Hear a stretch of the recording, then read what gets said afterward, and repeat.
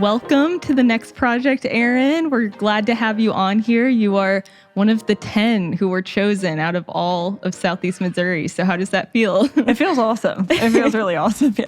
I bet. So when we choose these, we get nominations from people all across the region. It could be a teacher, someone you know, someone who notices you and thinks that you deserve this award. So I thought I would just read a little bit of the nomination that we got for you, and people can kind of see a little bit about you before we talk. That would be perfect, yeah. So the nomination said, in my 24 years working as an educator, few students have made an impression on me as this student has, you.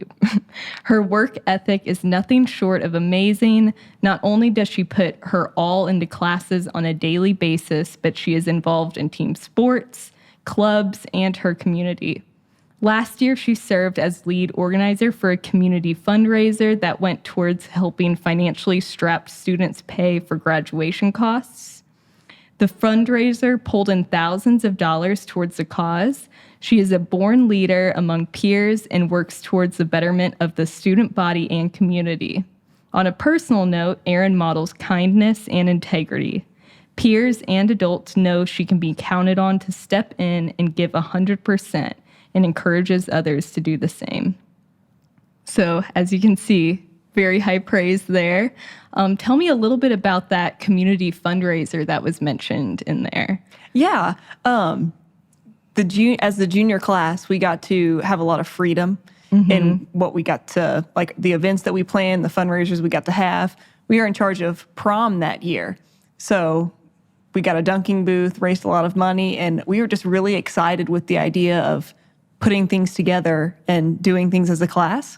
So we kind of had this, like manifested this thought of getting everybody a cap and gown for graduation paid for by our class.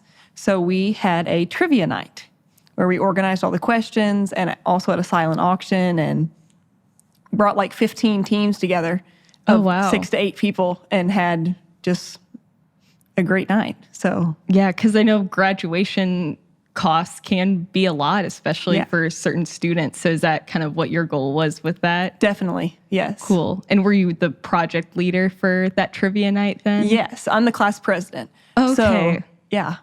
Have you been class president since junior year then? Since the sophomore year. Oh, wow. Yes. So have you served 3 years as president? Yes, ma'am.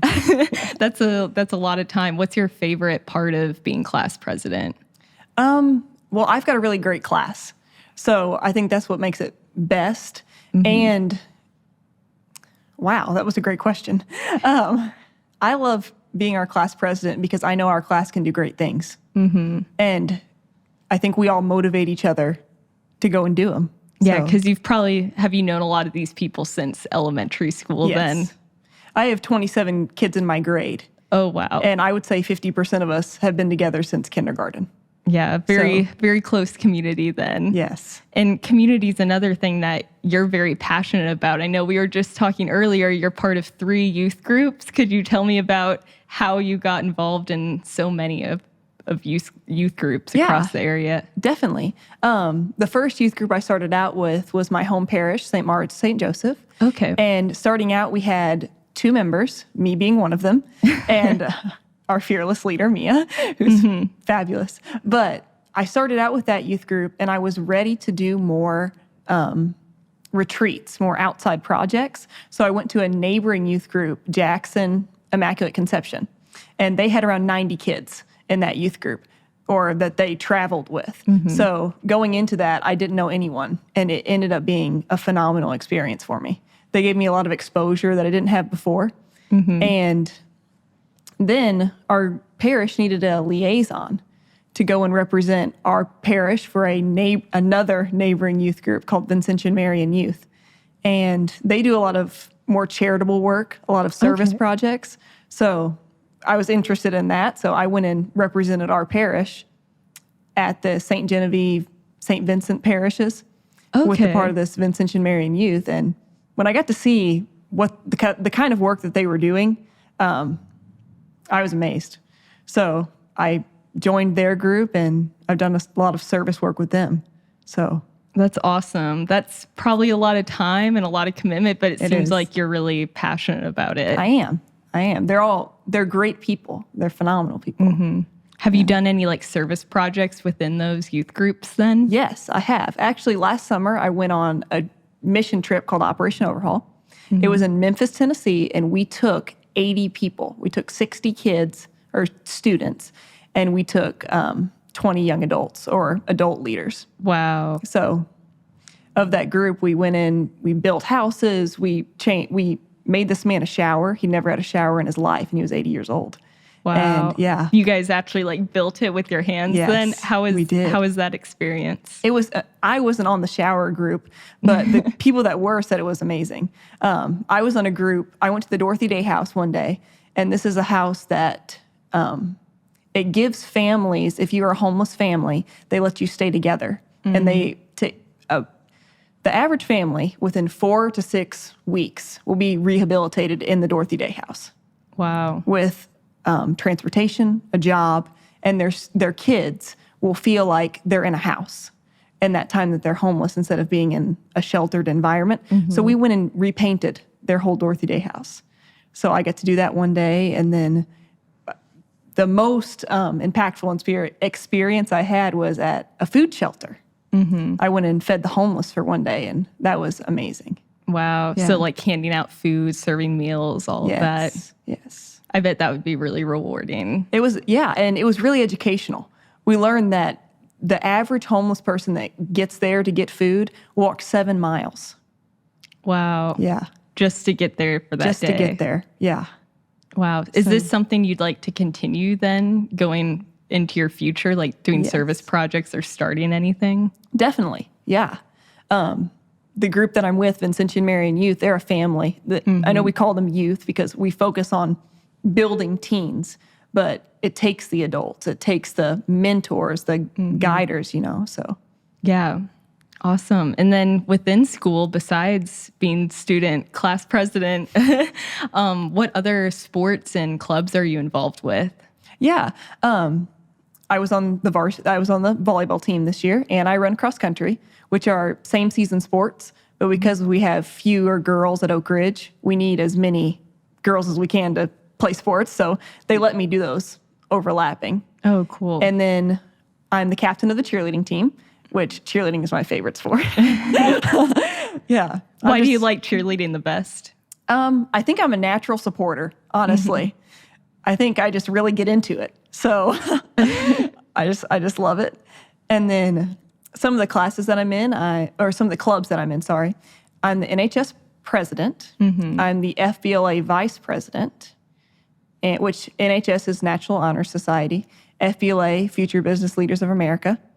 And then I'm also in the FTA. So Okay. it's really cool. Wow, that's a wide range of activities. Yeah. How do you keep up with it all? I guess you find time for things that are meaningful to you. Yes. So Yes. I know writing's another thing you're really passionate about. We were talking about, you do the column for The Best Years, which is a monthly magazine for people in retirement age, and you write a senior column since you're a senior in high school. Could you tell me about kind of that experience of writing for a publication? Yeah. I think it's really witty, honestly, that I'm a senior that's writing to seniors. Yeah. But writing so consistently, I think, has been the biggest eye-opener for me. Because I'm used to submitting something and then waiting 6 to 8 months for feedback. Whereas now it's like, okay, the 15th of every month, we need something in. We need something new, So it's been, Mia told me once that writing is both the best thing, the best experience, and the worst. Like, it's like, what am I going to say? And then once you say it, it's like, yes, I said that, So it's been really rewarding and challenging, which I'm excited about. For sure. And you've also participated in the Here literary magazine with being on the board one year, and then you also have had work in it, correct? Yes. Yeah. I'm really excited that the Here magazine has come here. It's been a great opportunity for me. Yeah. Is there a specific type of writing that you really like? I like to think that my style is motivational. So whether that be poems or fiction or something that relates to life but is also really empowering. Yeah. Is there, like going into the future, do you have a plan for where you want to go to college, what you want to major in and do in the next 10 years? Yeah. As of now, I would like to go to Missouri State University in Gotcha. Springfield, and I want to major in creative writing. Perfect. Yeah. Do you know, like, I know you just said motivational, like writing. Do you want to do more fiction or more like creative nonfiction or something in that realm? I would prefer to do fiction, but I think I'll just go whichever way feels right, whatever, the skills I can cultivate. Yeah. That's kind of the way that I'll go. For sure. Is there a motto or like a quote that you kind of live by or that inspires you? That is a wonderful question. I know there's probably so many. Yeah, there is, honestly. I feel like almost once a week I hear something and I'm like, yes, that is perfect. There are so many great things that people tell me. I don't think I could pick one Yeah, that is specific, for sure. Is there a person that inspires you in your life? Certainly within writing and in life, I would say Mia Pullman. Yeah. Is one of my, friends, definitely. But mentors, I would say, role models, definitely Mia Pullman. Yeah. And she's in your youth group then. She is. She started off as my leader, obviously, and she's really introduced me. She was the first person that I saw as a writer and thought, she can do this, I can do this. You know, I think writing seems like such a goal that's so far-fetched. Seems like there's barriers, but Yes. there doesn't have to be. Right. Yeah, for sure. Is there any misconceptions you think? I know with Next Project, we've got the next generation is coming up, and there's future or past generations that may not know a lot about the future. Yeah. What is something you think is a misconception about your generation? Yeah. I think definitely a big misconception about our generation is that we're lazy just because we're the technology group. And I think a lot of people think we spend a lot of times on our phones or wasting time or that type of thing, that they don't realize how ambitious we are. Yeah. And yeah.